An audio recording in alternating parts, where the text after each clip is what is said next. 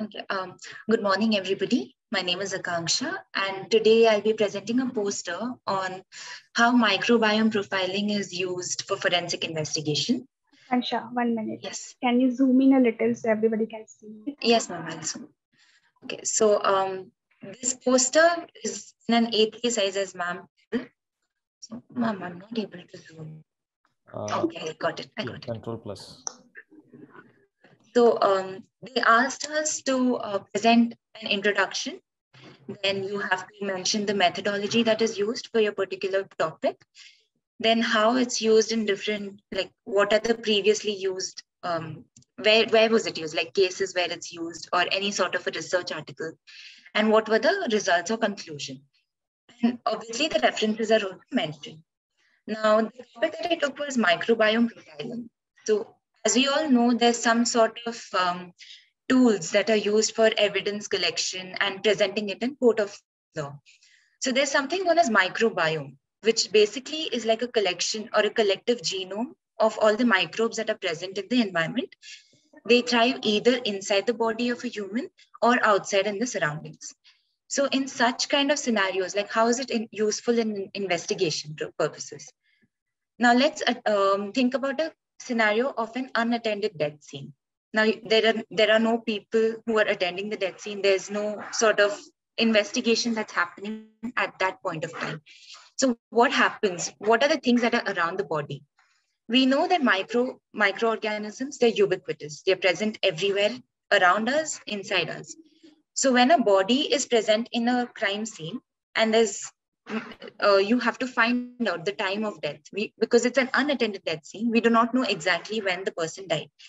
So there's something known as a post-mortem interval. That's the time, which is the time frame right from the person's death till when the person has been detected from their crime scene. Now we know that forensic entomology plays a role. Like we have the succession of insects and their reproducibility in the body. Now, why microbes when you have entomology playing a role? This is just an additional. But imagine a situation where the body is present in an indoor scene or in a place where there is not much diversity in the insect kingdom. So what happens then? How do you find out the particular cause of death or the time of death? So the microbes, as I said, are ubiquitous. So you take out a swab or a sample from the dead body, like from the skin, from the hair, head, torso, etc. Now, the advantage of microbes is that they are they have their individuality, right? So each microbe has a specific genetic material present in their body. So now these genetic materials are extracted from the microbes using the different next generation sequencing techniques like DNA amplification, PCR, etc. So in this, I have taken the study which was done in previous research articles, where one was using the amplicon sequencing approach, or they used the different genetic markers like 16S ribosomal RNA, 18S ribosomal RNA, and how, you know, the archaea bacteria, the eukaryotes, everything can be detected through amplicon sequencing approach. So the first setup was where they used, one of the study used mice as the study. So they had a laboratory conditioned place where the mice was placed, the dead mice, and they found out the different factors that are playing a role in their decaying process. So the microbial succession could be detected. They could see the stages of the ecological successions. But then now what happens to humans? And doesn't environment play a role in altering the constitution? So the humans, there was another setup where two human donors, that is, there was laboratories, any sort of an organization that used to donate human body for research purposes. So 2 human bodies were used in one particular season and 2 other human bodies were used for another particular season. And this was done in Texas University, Texas laboratory. So there they found out that environmental conditions also play a role. Maybe humidity increases the rate of decomposition, or colder climates, if it's the winter season, the decaying composition or the decaying process is much slower than when it is during the summer or spring. So how the different stages and how the microbial succession was detected using the amplicon sequencing. Now we know there's going to be some sort of similarities because not everything can be pinpointed to some sort of individuality. So there was model testing. There's something known as regression model. So regression models are basically where it's like a typical learning ensemble where you have comparison of how the microbes are linked with the human decomposition rate. So like I said, there are different succession rates of microbes present. So how is it interlinked? How is the decomposition rate as well as the microbe succession interlinked? So for this purpose, they used a model known as a random forest regression model. So in this, they have it's adaptable and it ensures that it's less error. There are less error rates.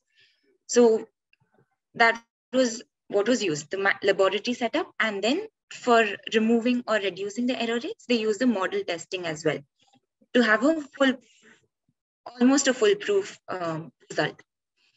So results were that there was a link with the places that was where the bodies were found. Postmortem interval could be found out. And I focused on 16S RNA as a genetic marker because it is considered to be less costly. It is less, there are lesser errors through this 16S RNA, as well as once you get a microbiome or the data for analyzing the postmortem interval, it can be used for several purposes. Like you can use it for finding the geolocation of the person, or you can find out the, the health conditions of a person, etc. Now, since it's postmortem interval, the study was called as thanatomicrobiome. As we know, thanatos means death. So thanatology is the study of death. So the microbiome used for postmortem interval was known as thanatomicrobiome. And since microbiome can be used for even disease detection and geolocation, it's kind of a plus point because you have a data which is collectively responsible for different researches. So this was the references that I used. There were a couple more, but I couldn't fit them all in. Listen, that's it, sir. Yeah, thank you, Aakanksha. Okay, so good morning all. Myself Riya from second year. So I've presented a poster regarding the topic 3D approach to crime scene documentation, its pros and cons. So we all know that as soon as a crime scene is approached, there are certain protocols and procedures involved in the processing of the scene of crime. The most important step is documenting the crime scene. Poor documentation of crime scene can lead to the inadmissibility of the evidence in the court of law. So in recent years, a 3D approach of crime scene documentation has gained popularity. So what is this 3D approach on documentation of crime scene? It involves capturing the crime scene using the 3D capable photographic equipment and creating a 3D virtual model of the captured crime scene, which can be used in future by forensic professionals, investigating officers, and the court to revisit the crime scene and use it for forming a conclusion. So it is used in various fields of forensic science now, and it has allowed a better visualization, interpretation, preservation, and analysis of the evidence. So here the 3D scanning uses different approaches. So first one called as the total station, also known as the theodolites. The second, laser scanner, and the third 3D scanning device, also known as photogrammetry. So first, the theodolite. It is used in engineering. It measures the 3D coordinates of a point through direct readings of horizontal and vertical angles, and it uses the time of flight of a pulse laser signal to record the imagery with 3D detail. The second one is the laser scanner. It is a kind of evolution of theodolite, and they integrate an electronic laser rangefinder that is quickly related in both horizontal and vertical plane. And it uses the tandem to create 3D imagery in great detail, and also it triangulates the object, providing related data from other points in the crime scene. So the next is that the photogrammetry. So it is like a digital image acquisition technology which uses the CCD and CMOS As we all learned, like CCD as a charge coupled device, CMOS, that is complementary metal oxide semiconductors. So the purpose of this is that it allows a panoramic detail and 3D imagery, which also allows interaction. And so the end viewer is able to pan and view the specific portion of their own interest. So here I took a case study which used this 3 approach. And first they identified the position of the evidence, determining the theodolite. Then they recreated a 3D model using laser scanner. Then image-based reconstruction was aligned to laser and theodolite data by using some 3D points as control points. So the red point indicated the spatial location, the purple arrow indicated the position, and the blue sphere indicated the panoramic image. So the next part is that I discussed about the pros and cons of this technology. So first is that it is detailly rich and also provides an absolute dimension and provides relative distance and better understanding of the crime scene. And this can be very interactive and can provide more valid information to the court of law. The challenges faced using this technology was, it was expensive in nature, and also the insufficient empirical data on the accuracy of 3D technology used in forensic perspective. So it can lead to inadmissibility of the evidence in court of law. And this technology the need of 3D capable technology to share the output in the court for other stakeholders, and the need for skilled personnel to use this technology. So what is the future perspective or future scope of this technology? So using this 3D, in case of forensic archaeology, the elements like bone density, etc., can be recognized with this technology. So that was about my presentation. Thank you, Riya. Okay. So the topic of poster presentation was understanding various writer identification methods. Okay. Now this was, as I have discussed, when we present the poster, what we can do is we can originally present our research, or we can go for the review. Okay. So this was a kind of review that I had done. Yeah. So this was a kind of review paper that I had presented. Okay. So the topic of my presentation is understanding various writer identification methods in forensic science. Okay. So among the cases received in the forensic science laboratory, the cases of handwriting and signature examination are the most commonly encountered cases. In India, experts use class and individual characteristic method of examination to give the opinion about the cases. Though they use the language of probability, no actual method is used to give the opinion of probabilities. Okay.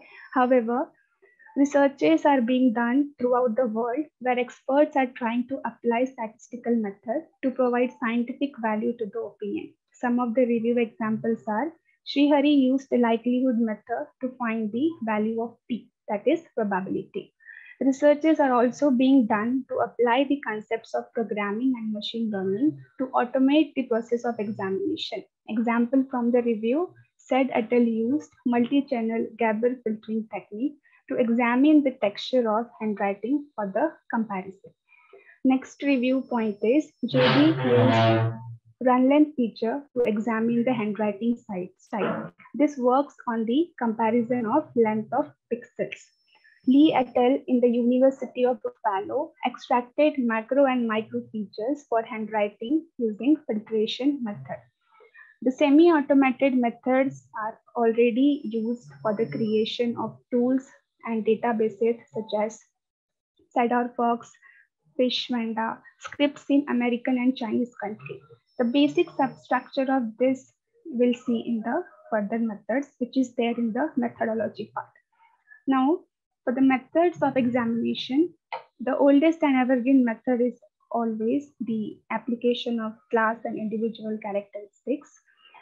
When we use this method of observing class and individual characteristics, the opinion which is given is known as qualified opinion. Okay, this is given in terms of probability, but as I have already said, no actual statistical method is used over here, but just we say that it is highly probable, less probable, and we say the opinion. Okay.